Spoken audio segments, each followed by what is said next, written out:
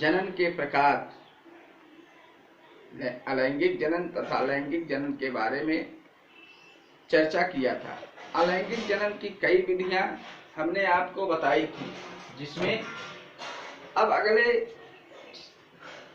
क्रम में आगे इसी क्रम में अलैंगिक जनन के लाभ या गुण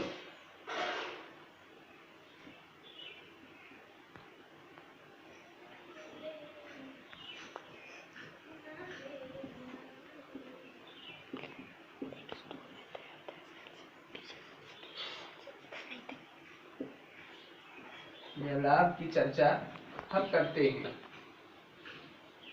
एडवांटेज ऑफ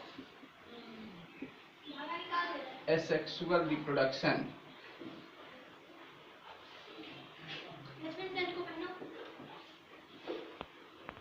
जैसा कि आप जान रहे हैं कि अलैंगिक जनन यूनिपेरेंटल रिप्रोडक्शन है, अर्थात इसमें एक ही जनक द्वारा नए जीव उत्पन्न होते हैं। जैसा आपने देखा था, विखंडन, द्विविभाजन,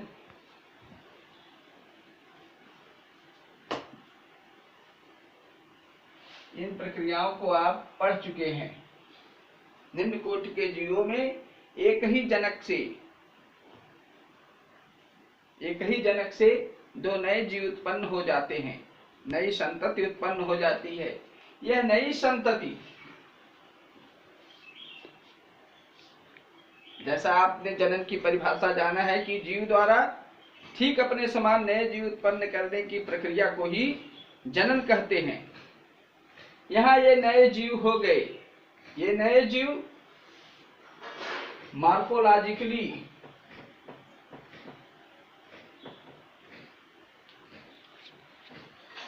आकारिकी रूप से एवं आनुवांशिक रूप से जेनेटिकली जनक के समान होते हैं, अर्थात बाह्य संरचना तथा आनुवांशिक संरचना, इसमें नए बनने वाले संतति का रूप, रंग, आकार तथा गुणसूत्रों की संख्या ठीक जनक के समान होगी। अतः इन्हें हम इन संतति को क्लोन कहते हैं। अलैंगिक जनन से प्राप्त संतति को क्लोन कहते हैं। अब हमने लिखा है अलैंगिक जनन के गुण या लाभ, एडवांटेज ऑफ एसेक्सुअल रिप्रोडक्शन। अलैंगिक जनन की प्रक्रिया द्वारा उत्पन्न संतति रूप, रंग, आकारिकी रूप से तथा आनुवांशिक रूप से जनक के समान होते हैं, नंबर 1। नंबर 2, इनमें एक ही जनक से नए जीव उत्पन्न होते हैं। नंबर 3, ये जीव तीव्र गति से गुणन के द्वारा अपनी संख्या बढ़ाते हैं। अलैंगिक जनन से बनने वाले जीव तीव्र गति से अनुकूलतम परिस्थितियों में गुणन करके विभाजन, विखंडन आदि विधियों के द्वारा अनुकूलतम परिस्थितियों में अपनी संख्या तेजी से वृद्धि करते हैं। इसके अतिरिक्त ये जीव अलैंगिक जनन की प्रक्रिया में तीव्र गति से होती है, अर्थात इसमें टाइम टेकिंग प्रोसेस कम होता है और नए बनने वाले जीव जल्दी विकसित होकर के, परिपक्व होकर के ठीक अपने समान नए जीव उत्पन्न करते हैं और इनमें विभिन्नताएं नहीं पाई जाती हैं। नए जीव में विभिन्नताएं नहीं पाई जाती। इसके अतिरिक्त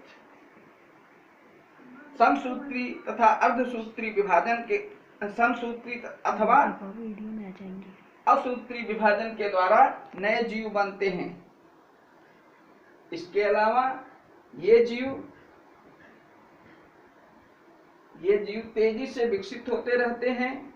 ये मुख्य रूप से एक कोश की निम्न कोटि के प्रोटोजोआ जैसे अमीबा, पैरामीशियम, स्पंज, सिलेंट्रेटा, जीवाणु, कवक तथा शैवालों में देखे जाते हैं। अब इसके हानि, अलैंगिक जनन की हानि, इस पर चर्चा होनी चाहिए। अलैंगिक जनन से बनने वाले संतति में विभिन्नताएं नहीं पाई जाती तथा ये नई प्रजातियों का विकास नहीं करते और ये निरंतर जनन करने के कारण ये संतति अत्यंत कमजोर होती है, जेनेटिकली अत्यंत कमजोर होती है। धन्यवाद मित्रों। आगे हम नेक्स्ट वीडियो में कायिक जनन, पौधों में पाए जाने वाले जनन की प्रक्रिया, ये तो जीवों में है, पौधों में एक जनन की प्रक्रिया है जिसे कायिक जनन या वर्धी जनन कहते हैं, इस पर चर्चा करेंगे। वेजिटेटिव रिप्रोडक्शन पर चर्चा करेंगे।